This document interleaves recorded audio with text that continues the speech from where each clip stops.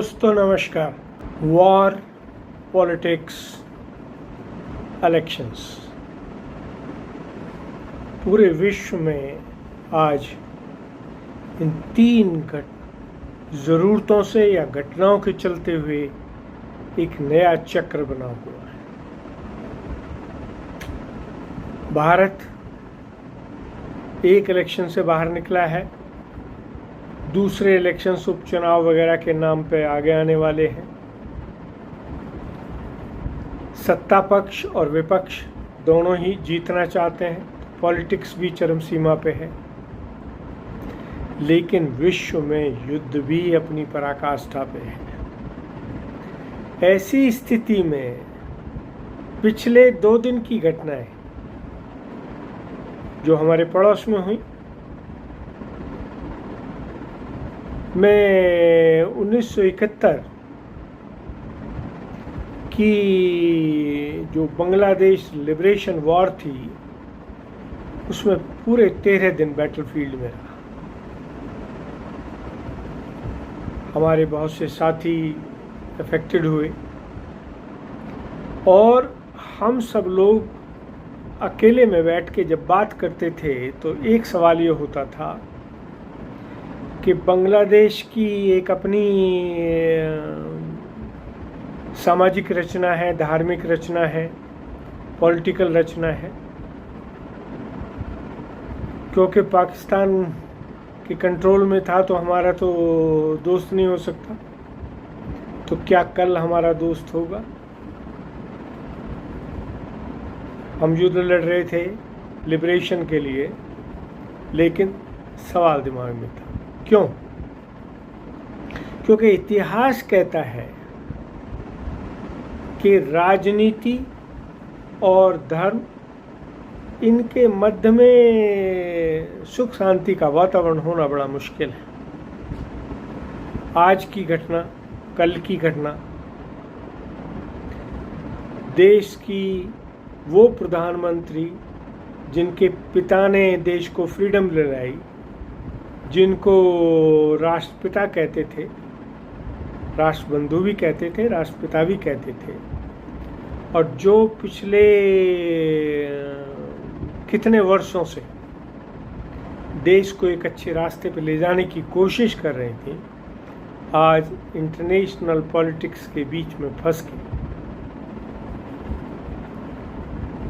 चाहे वो स्टूडेंट का मूवमेंट हो, चाहे वो पुराने इलेक्शंस का इफेक्ट हो जो भी रिसेंटली हुए थे, लेकिन एक ऐसी स्थिति में आ गए कि ना वो बांग्लादेश के लिए ठीक है, ना देश के लिए ठीक है, और विश्व के लिए कितना ठीक होगा ये तो परमात्मा जानता है।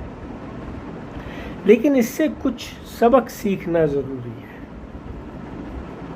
पहला सबक ये है कि भारत और भारत में जन्मा हर भारतवासी, चाहे वो किसी भी जाति का है, चाहे किसी भी धर्म का है, भारतवासी है, उसकी सनातन ही जड़ है। लेकिन क्योंकि नए धर्मों में, नए धर्म तो बहुत सारे, क्रिश्चियनिटी भी है, इस्लाम भी है, और भी बहुत सारे हैं, उनके इम्पैक्ट ने यूथ के माइंड में और समाज के माइंड में एक विभाजन का काम किया है, दीवार खींच रखी है।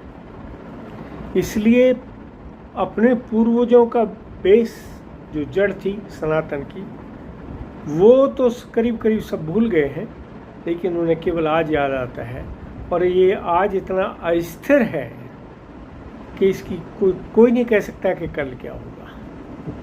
पॉलिटिक्स को कहते हैं कि पॉलिटिक्स असंभावनाओं का संग्रह है। वार भी अनिश्चितों और असंभावनाओं का एक संग्रह है, और समाज की आज की स्थिति, विश्व की आज की स्थिति इन दोनों से प्रभावित है।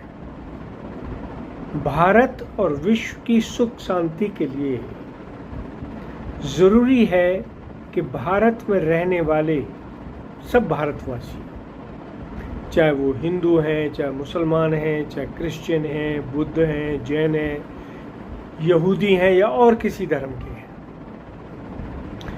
जो भारत में जन्मे हैं, जिनकी भारत जन्मभूमि पूर्वजों की जन्मभूमि रही है, इस बात को समझना चाहिए कि भारत में सब धर्मों का सम्मान था। सनातन में कोई धर्म विभाजन नहीं था। जाति भी वर्ण के नाम पे थी, जाति का भी कोई विभाजन नहीं था। वर्ण इंसान की कैपेबिलिटी, क्षमताओं के ऊपर थी, कौन किस लायक है, कौन किस चीज़ में ज़्यादा अच्छा है, और सबको इज्जत देना उस समय का एक जीवन शैली थी, जीवन ढंग था। समय के साथ इसमें बदलाव आ गया, समय के साथ इसमें बहुत सारे अपभ्रंश हो गए। आज हम जाति को, धर्म को और भी बहुत सारी दीवारों को परमानेंट मानते हैं, लेकिन वो परमानेंट नहीं है। देश सुखी रहेगा, समृद्ध रहेगा तो हर भारतवासी सुखी और समृद्ध रहेगा, चाहे वो किसी भी जाति का हो, चाहे किसी भी धर्म का हो। इसलिए ज़रूरत है एक सुदृढ़, सक्षम, समृद्ध, खुशहाल भारत को बनाने की, जो सबका हो और सबके लिए। भारत में ज़्यादातर अंदर मन में क्या है कोई झांक के बहुत ज़्यादा नहीं देख सकता, लेकिन बाहर से जो दिखाई देता है, करीब कभी सभी जातियां और सभी धर्म मिलके काम करते हैं। काम की जगह पे कोई खास आपस में दुश्मनी नहीं है, डिवीज़न नहीं है। ये डिवीज़न केवल धार्मिक स्थलों में या राजनयिक और धार्मिक समूहों में हो सकता है, लेकिन इंसानों में, कार्यस्थल पर कोई डिवीज़न नहीं है। इस बात को समझ के अगर सब भाई लोग, सब जाति के, सब धर्मों के अपनी अपनी जाति और अपनी अपने धर्म में अपनी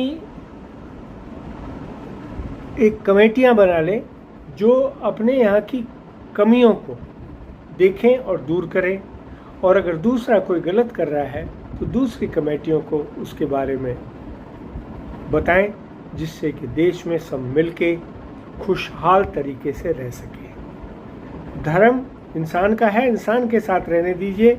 सनातन में सब धर्मों की इज्जत थी, आज भी है और हमेशा रहेगी, नाम चाहे आप कुछ भी रख लीजिए, ठीक है। वर्ण इंसान के क्षमता के ऊपर है, उसका जाति से कोई लेना देना नहीं है, और उसी को समझ के समाज को आगे बढ़ाने का है। अगर हम जाति और धर्म के विभाजन से ऊपर उठ के केवल इंसान को समझ के, और इंसान की अंदर की ज़रूरत, जिसे चाहे धर्म कहिए या काम कहिए या जो भी ज़रूरत है वो कहिए, उसको समझ के देश को आगे बढ़ाएंगे तो हर भारतवासी सुखी रहेगा, समृद्ध रहेगा।